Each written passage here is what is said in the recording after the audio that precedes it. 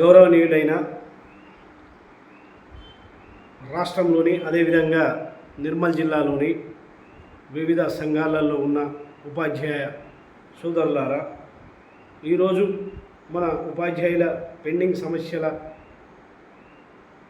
పరిష్కారానికి ఇవాళ జిల్లాలో కానీ రాష్ట్రంలో కానివ్వండి, ఏ ఉపాధ్యాయ సంఘం కానీ, ఏ ఉపాధ్యాయ సంఘ అధ్యక్షుడు కానీ రాష్ట్ర స్థాయి లోపల, జిల్లా స్థాయి లోపల సరైన ప్రాతినిధ్యం చేయలేకపోతున్నారు. మరి ఇటీవల కొన్ని ఉపాధ్యాయ సంఘాలకు రాష్ట్ర ప్రభుత్వం గుర్తింపు సంఘాలుగా వారికి ఉత్తర్వులు ఇచ్చినాయి. అయితే మనకు తెలిసిన సమాచారం ప్రకారం రాష్ట్ర ప్రభుత్వంతో ఆయా సంఘాల నాయకులు మేము పిఆర్సీ గురించి ఎలాంటి డిమాండ్ చేయబోము, మాకు పిఆర్సీ ఎప్పుడు ఇచ్చినా సరే కానీ మాకు మాత్రం మా సంఘాలకు గుర్తింపు ఇవ్వండి చాలు అనే మాటను ప్రతిపాదికన పెట్టి ఆయా సంఘాలు వారి వారి సంఘాల గుర్తింపు కోసం తాకట్టు పెట్టిన విషయం మన దృష్టికి వచ్చింది.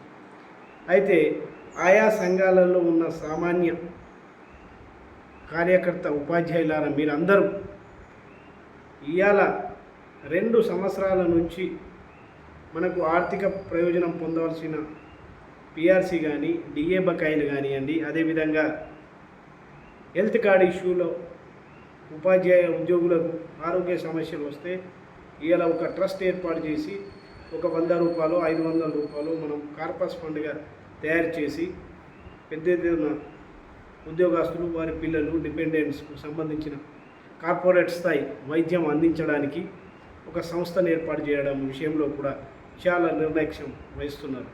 ఇవన్నీ విషయాలు ఇలా సగటు ఉపాధ్యాయుడు ఆయా సంఘాలు మా సంఘం ఏదైనా చేస్తుందేమో, మా సంఘం ఇంకేదైనా సాధిస్తుందేమో, మా సంఘం ద్వారా పని అవుతుందేమో అని అందరూ మనం ఇక్కడనే కూర్చొని చేస్తున్నాం. కానీ ఆయా సంఘాలు అక్కడ ప్రభుత్వాలతోటి మరి ఎలాంటి చీకటి ఒప్పందాలు చేసుకొని మరి కార్యక్రమాలు నిర్వహిస్తున్నాయి అనే విషయాన్ని సగటు ఉపాధ్యాయులు గ్రహించవలసిన అవసరం ఉన్నది. ఎందుకంటే మిత్రులారా, మనం ఆయా సంఘాలలో మనం సభ్యులుగా చేరి మరి వారికి మనము ఎన్నుకుంటున్నాం. ఆయా సంఘాలు మరి ఒక సగటు ఉపాధ్యాయుని యొక్క ఆవేదనను వారు ఎక్స్ప్రెస్ చేయాల్సిన అవసరం ఉంది. అలాంటి విషయాలు ఇక్కడ ఏం జరుగుతలేవు. ఏది ఉంటే వారి వ్యక్తిగత ప్రయోజనాలు తప్ప ఇక్కడ సగటు ఉపాధ్యాయుని ప్రయోజనాల కోసం పోరాడే సంఘం ఏది లేదు.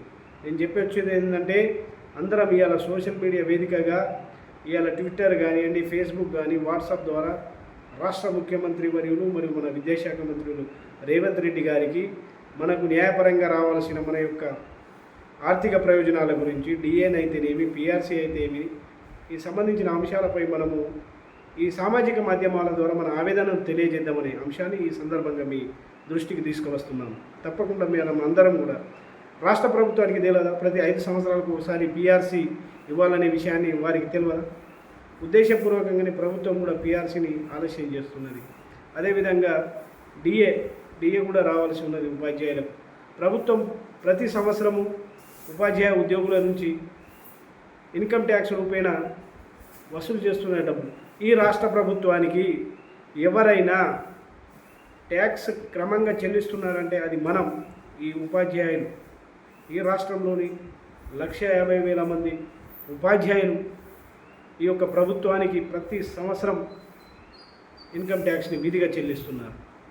మరి అలాంటప్పుడు మనకు రావాల్సిన న్యాయపరమైన మరి అంశాలను కూడా ప్రభుత్వం సకాలంలో చెల్లించి ఒక ఉపాధ్యాయుడు బోధన అంశాలనే దృష్టిలో పెట్టుకోవాలి. కానీ ఇంకెప్పుడు మా ఆర్థిక ప్రయోజనాలు అందుతాయో, ఇంకెప్పుడు వస్తాయో, మనం దాచుకున్న డబ్బులను కూడా జీపీఎఫ్ కానీ, టీఎస్జీఎల్ఐ కానీ అలాంటి వాటిని కూడా ప్రభుత్వాలు సకాలంలో చెల్లించడం లేదు.